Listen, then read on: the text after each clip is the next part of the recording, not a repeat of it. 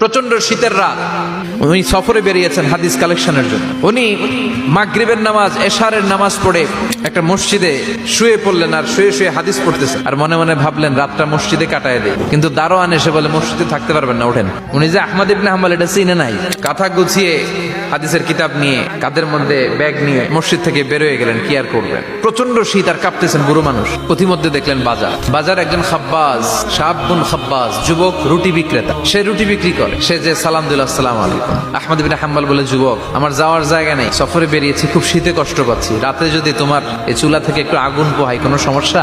যুবক বলে, না না সমস্যা না, হালান ওয়া সাহালান, বসে আমদের আসেন আসেন, আপনি আগুন পোহাইলে আমার সমস্যা কি? আল্লাহ শুকরিয়া করে উনি বসলেন আর আগুন পোহাচ্ছেন। আর খেয়াল করলেন যুবক রুটি বানায় আর পরে আস্তাগফিরুল্লাহ, রুটির দলা বানায় পরে আস্তাগফিরুল্লাহ, খামির বানায় আর পরে আস্তাগফিরুল্লাহ, খালি এইটাই পড়তেছে। ইমাম আহমদ ইবনে হাম্বল তো অবাক, কিরে এটা আবার কেমন যুবক, খালি আস্তাগফিরুল্লাহ। উনি প্রশ্ন করলেন, যুবক ঘটনা কি? আসার পর থেকেই তোমার দেখতেছি তুমি রুটি বানাও, রুটি বিক্রি করো আর পড়ো আস্তাগফিরুল্লাহ।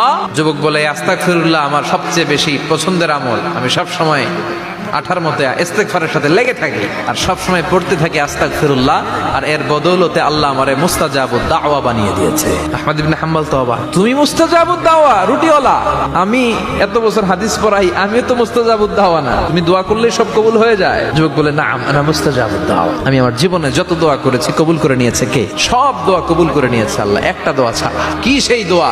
যুবক এবার বলতে শুরু করলো, আমার জীবনে যে দোয়াটা আল্লাহ কবুল করে নাই সেটা হচ্ছে আমি আল্লাহর কাছে অনেক চেয়েছি, অনেক দোয়া করেছে যে আল্লাহ, শুনেছি এই জামানার সবচেয়ে বড় মুহাদ্দিস, তার নাম নাকি ইমাম আহমদ ইবনে হাম্বল, আল্লাহ তোমার কাছে আমার চাওয়া আমি যেন এই ইমাম আহমদ ইবনে হাম্বলরে দেখে মরতে পারি।